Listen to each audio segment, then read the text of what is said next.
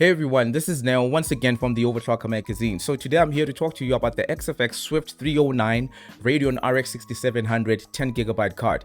The reason I'm talking to you about this GPU is not because it's new, but because it has a ridiculously low price right now at WootWare. So a month ago, when I first got the card, it was about $7,299 and I thought that was really fantastic value.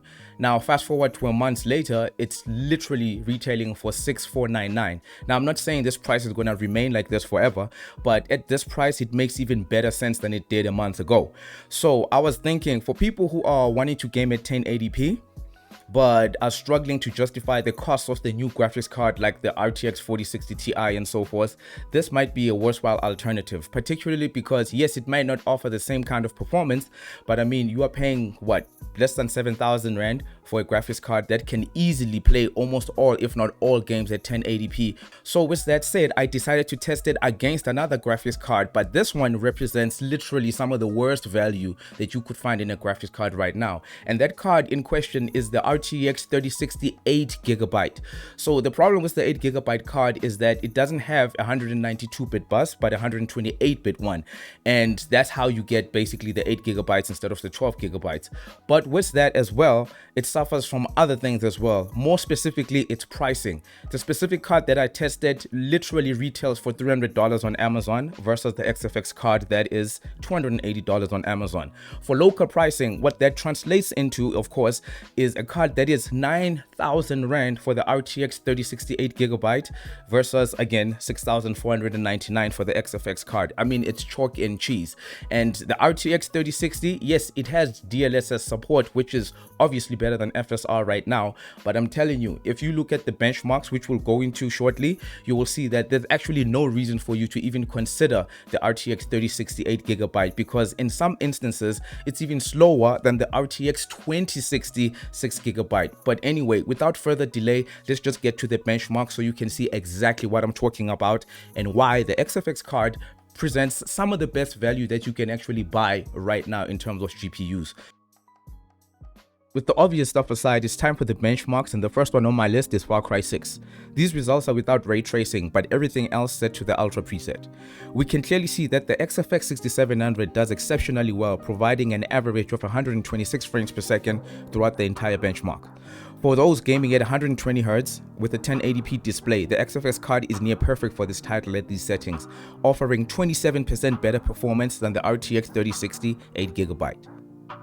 Next up is Hitman III. Unfortunately, the XFX 6700 card here isn't as good as the RTX 3060 8GB. However, it is able to provide more than playable frame rates, and if you disable DXR or enable FSR, frame rates will be easily above the 60 FPS mark. The Achilles heel of the RDNA 2 architecture is ray tracing, of course, but with FSR making its way into more games, this should not be a big issue at all, if you're willing to sacrifice some image quality at least. Cyberpunk 2077 is the poster child for ray tracing effects right now, or at least in the big AAA titles. I tested with DXR disabled but using the Ultra preset, and the XFX 6700 is doing very well here, delivering a butter smooth 79 frames per second. You can use DXR of course, but I'm not a fan of the image quality drop one is subjected to when FSR is enabled. It's certainly playable, but I do tend to prefer the cleaner and often sharper image without FSR. Metro Exodus Enhanced Edition follows with DXR effects enabled by default and using the Ultra preset. The ARC A750 here performs admirably, beating the XFX 6700. Still, 55 frames per second is playable for most people, and again, it is something that can be tweaked to deliver over 60 FPS by lowering the shading rate, which I had set to maximum. In this title, the XFX 6700 is 18% faster than the RTX 3060 8GB. In Guardians of the Galaxy, the XFX card does exceptionally well, offering almost 120 frames per second, beating the RTX 3060 by a sizable 29%, coming second to the 460 Ti only, which is far from being relevant in this price bracket. The last game tested is Total War Troy. Here the XFX 6700 manages to even better the RTX 4060 Ti, which is not only unexpected but a pleasant surprise. On a side note, notice the RTX 2060 6GB here is matching the RTX 3060 8GB, proving once again how utterly hopeless this card is. The XFX 6700 has a 30% advantage over the RTX 3060 8GB. We finally get to the synthetic tests. Here we can see that overall, the ARC A750 from Intel has better ray tracing performance than all except the RTX 4060 Ti. On paper, this XFX 6700 also offers better ray tracing performance than the RTX 3060 8GB. However, the Nvidia cards do have the advantage of DLSS 2, which is head and shoulders superior to FSR at the moment. For pure synthetic performance though, the RX 6700 is superior. In the DirectX 12 non-DXR benchmark 3D Mark time spy, the XFX 6700 shows that it's essentially in a different class than the RTX 3060 8GB, offering a massive 31% performance advantage. This is in line with what we saw in Total War and Guardians of the Galaxy. Again, on a side note, notice how dangerously close the ARC A750 is to the RTX 4060 Ti in Time Spy Extreme. Honestly, the RTX 4060 Ti can't help but be trash, because it should be walking all over everything here by a mile. Finally, we have the Unigen Superposition using the 1080p Extreme profile. The XFX card here is the third fastest, offering 27% better performance than the RTX 3060, which miraculously manages to come in behind what is now an ancient RTX 2060 6GB. The most disappointing showings here are by Nvidia, even though they're on opposite ends of the graph. The 128-bit bus on both speaks volumes, and these represent the worst value for money based on this specific test. The A750 limited edition offers the best bang for buck, and the XFX card coming in second. Finally, we have power consumption. This is where things get a little bit tricky.